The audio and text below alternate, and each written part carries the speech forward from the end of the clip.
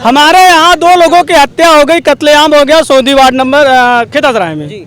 सीधे कत्लेआम हो गया, उसका मर्डर हो गया। किस करप्शन की बात करते हो? लोग जाके 2 लाख 3 लाख 4 लाख में पीछा छुड़ा रहे हैं। और सुनिए और सुन लीजिए, देखिए 5-7 साल में अगर आप रोक के एक 62,000 वैकेंसी निकालेंगे, 50 लाख आवेदन पड़ा है। भारतीय जनता पार्टी रोड को लेके और बस एक चीज इनकी सरकार में कम रोजगार वैकेंसी अगर ये सही कर देते हैं, बाकी रोड को लेके 24 में मोदी को चाहते हैं भैया।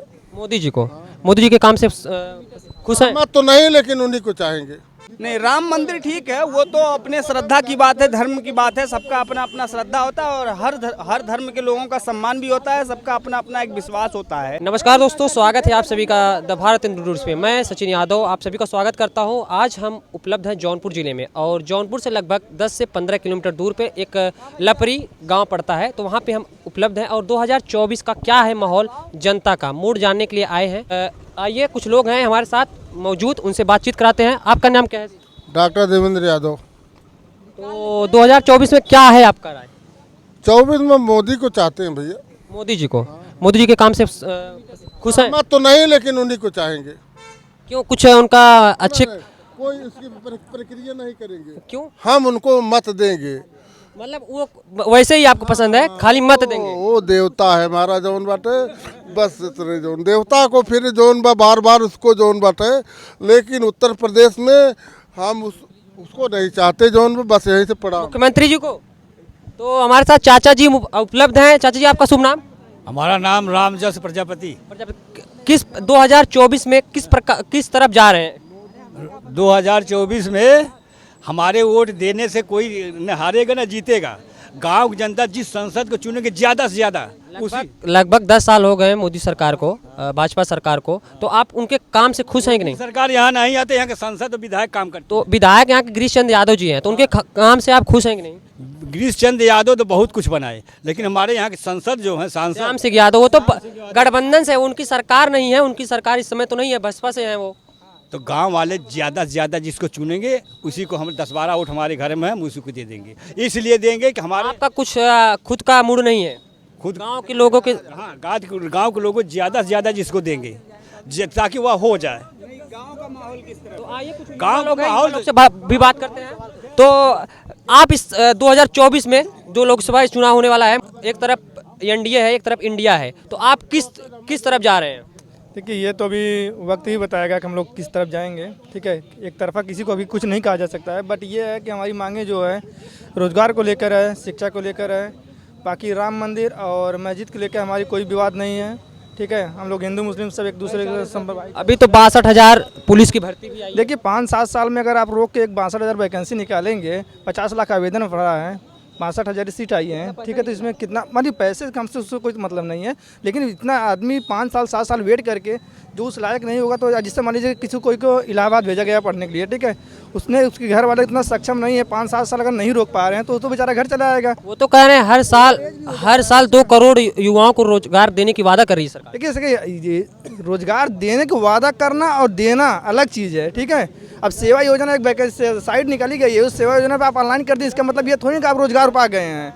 आप खुद अपने आप से पूछ के देखिए कि कितनी वैकेंसियाँ निकली हैं। 2017 से हम लोग भी बीटीसी करके बैठे हैं, तब से कोई वैकेंसी अभी तक आई नहीं है। 69,000 वैकेंसी जो थी अभी उसमें भी कुछ पेंडिंग ही पड़ा है, तब से कोई वैकेंसी अभी तक आई नहीं है। ठीक है, अब रही जाए बात क्या रोजगार और शिक्षा मित्र लेकर, बस यही चीज़ है। हम लोग को बस सीधी से मांग हम लोग का रोजगार को लेकर है, बाकी रोजगारी सबसे बड़ी मुद्दा है।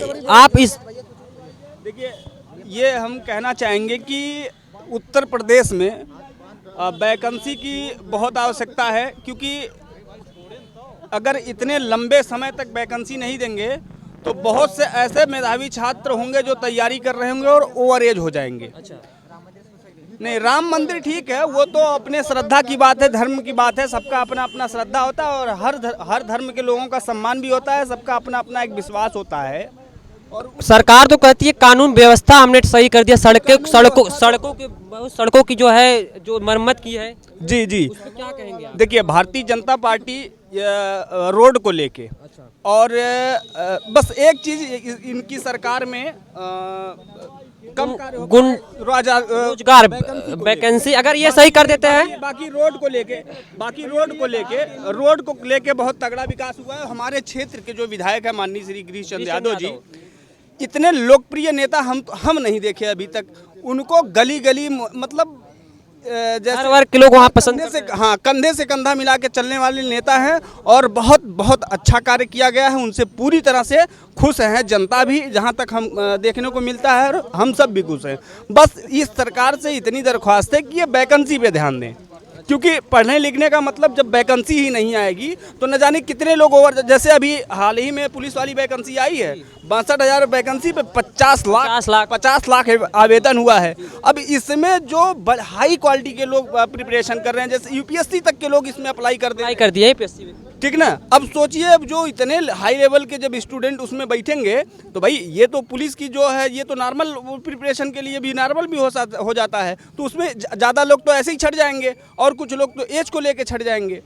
तो बस सरकार कहीं ना कहीं आपका कहने का मतलब है कि रोजगार अगर इस सरकार में आ जाए तो ये सरकार सबसे बढ़िया है। जी जी जी, सब दुख हट जाएगी, सब दुख हट जाएगी। देखिए सरकार का जो योजना चल रहा है ठीक है, जैसे जो राशन दे रहे हैं 5 किलो राशन, निम्न वर्ग के लोग, मध्यम वर्ग के लोग, ये उनके लिए मायने रखता है। सम्मान, किसान सम्मान निधि जो दे रहे हैं ये भी सब एक साल में एक बढ़िया दे रहे हैं। राशन की ये प्रक्रिया नहीं है, राशन तो पहले मुफ्त में मिल रहा है, इनकी सरकार में मुफ्त मिल रहा है। सरकार में करप्शन भी घटा है। करप्शन इसलिए घटा है, करप्शन मैं इनको बता दूं, करप्शन इसलिए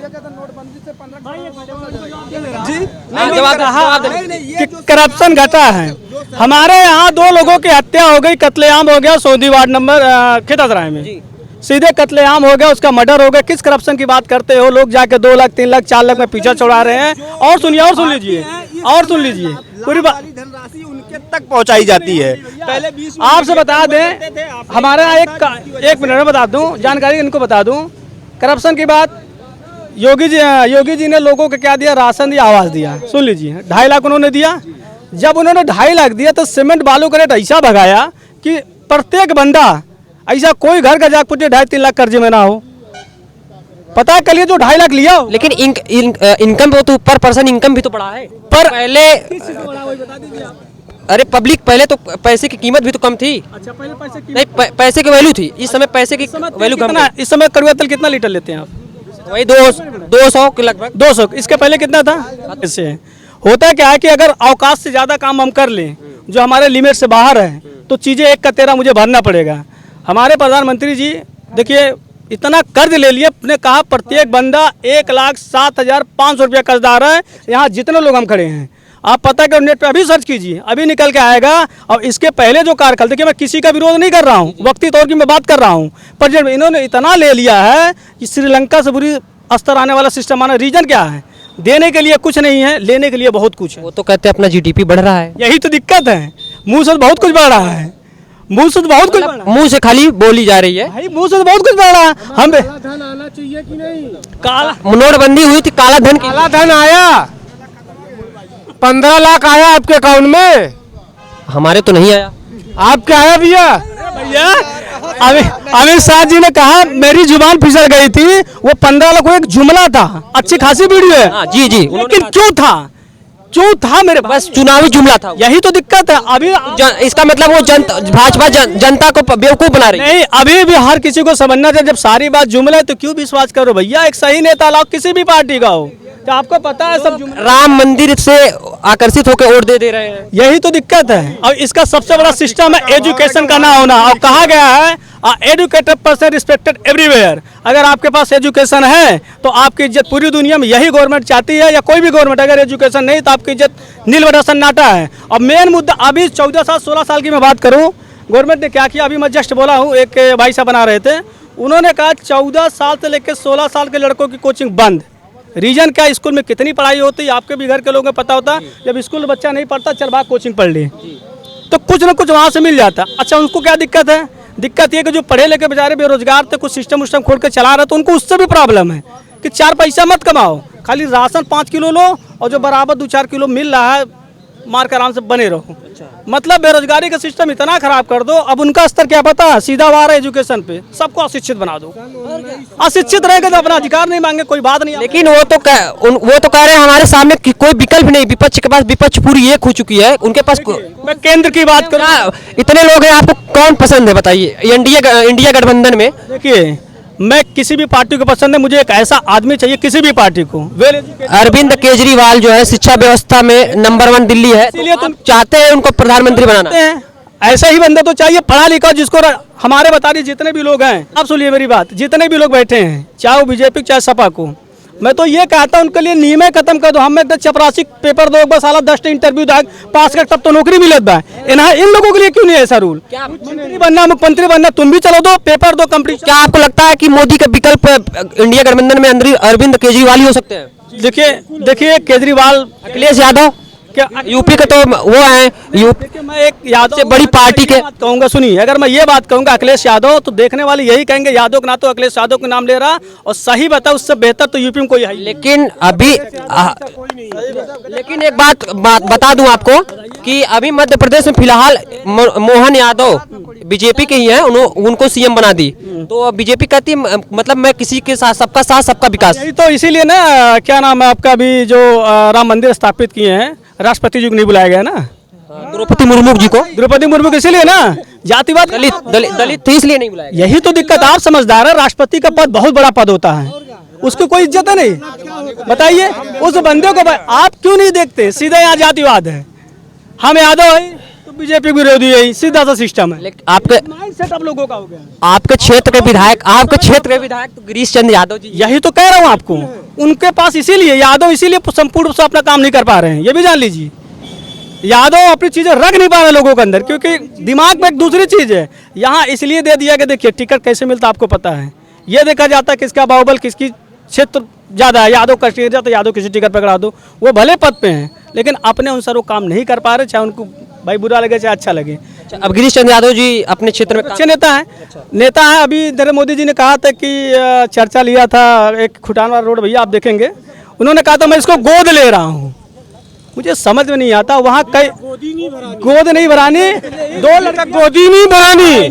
इनका दावा था गड्ढा मुक्त प्रदेश होगा, और आप यहाँ खेतासराय से कुटान तक चले जाइए, आपके कमर में दर्द उड़ जाएगी भैया।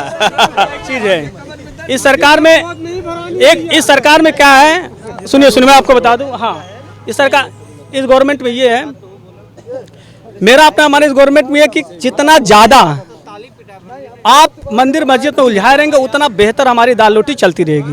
मतलब ये सरकार हमेशा मंदिर और मस्जिद पे धर्म को लड़ाने की काम कर, आप इनका नहीं सुनिए, देश आजाद में पार्टिकुलर किसी का डिवाइडेशन नहीं था, सब भाई लोग मिलजुल के वहाँ पे, चाहे हिंदू था चाहे मुस्लिम था, जो देश आजाद हुआ ना किसी एक जात से आजाद नहीं हुआ है, वहाँ सारे लोग थे हमारे साथ, हिंदू मुसलमान सब साथ थे। तो कहाँ से हिंदू कहाँ से मुसलमान?